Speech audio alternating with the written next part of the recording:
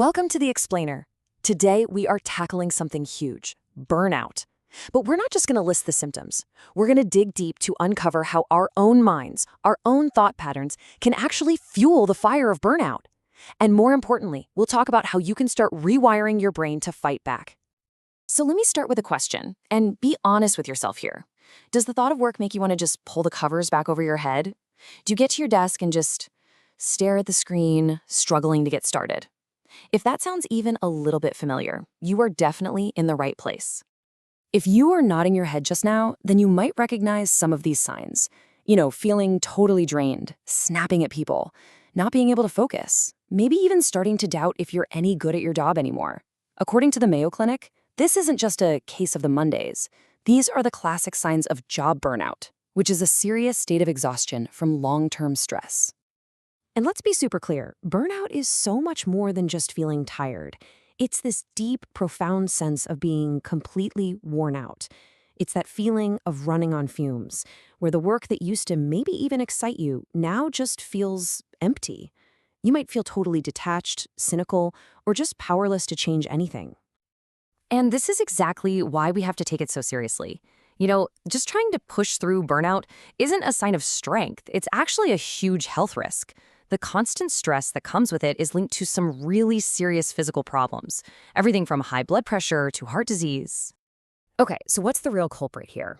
Workplace stress is a massive factor for sure, but there's often this hidden engine that's making everything a whole lot worse: our own mind. So let's pull back the curtain and see how our brain's automatic thought patterns can pour gasoline on the burnout fire. Experts call them negative automatic thoughts, or NATs for short. And that's exactly what they are, these instant, knee-jerk thoughts that just pop into our heads. A lot of the time, we don't even notice them, but they act like this faulty autopilot, constantly steering us towards stress, anxiety, and self-criticism. And these thoughts, they're not random. They actually fall into these predictable, kind of sneaky patterns called cognitive distortions. You can think of them like a filter you put over your eyes. They literally twist how you see reality, making a perfectly fine day feel like a total disaster. For example, here's a classic: all or nothing thinking. Oh man, this is the perfectionist's trap. You make one tiny mistake on a big project, and your brain doesn't say, "Oops, small error." Nope, it screams, "This whole thing is a complete and utter failure." There's no gray area, no room for just being human. And then there's the mental filter. This one is like having a magnifying glass just for negative stuff. You could get 10 pieces of positive feedback, but your brain will find that one tiny bit of criticism and just obsess over it, blowing it up until it's the only thing you can see. And this one is really sneaky. It's called emotional reasoning. This is when your brain decides that your feelings are facts. You feel stupid, so therefore you must be stupid. You feel anxious about a presentation, so it's definitely going to be a disaster. See how tricky that is? So you might be thinking, how do these thoughts get so stuck? Why does it feel so automatic, like we're not even in control? Well, the answer isn't about willpower. It's about neuroscience. Our brains are literally wired to create habits, and that includes mental habits too. See, our brains are all about efficiency. To save energy, they automate things using what's called the habit loop. It's a simple 3-step process. First, there's a cue, like a stressful email from your boss. That triggers the routine, your automatic negative thought, like, "I can't handle this." And then comes the reward, which sounds weird, right? But the reward might be a strange comfort in that familiar feeling, or just avoiding the effort of thinking differently. And here's where it all gets locked in. This entire loop gets stored in a deep part of your brain called the basal ganglia. Think of it like your brain's hard drive for automatic behaviors. It's the same part of the brain that lets you brush your teeth or drive a car without really thinking about it. And that's why these negative thoughts can feel so instinctual, because to your brain, they're just another subconscious program. But, and this is probably the most important part of our whole conversation, our brains are not set in stone. Because of this amazing thing called neuroplasticity, our brains can literally change and form new connections. We can consciously build new, healthier mental highways. So let's open up the toolkit and see how it's done.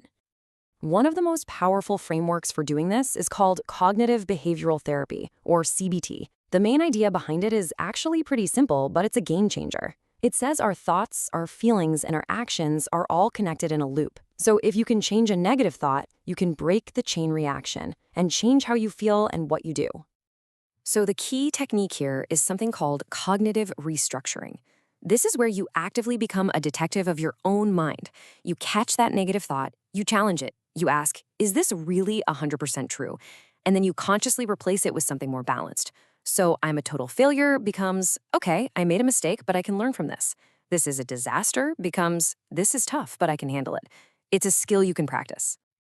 Okay, we have the science, we have the strategy. Now it's time to put it all together. Let's build a real, practical action plan you can use to start breaking those old, unhelpful habits and building new, resilient ones. First, we are going to consciously hijack that habit loop we talked about. Step 1. Identify the cue. What's the trigger? Is it a specific person, a time of day, a type of task? Get curious.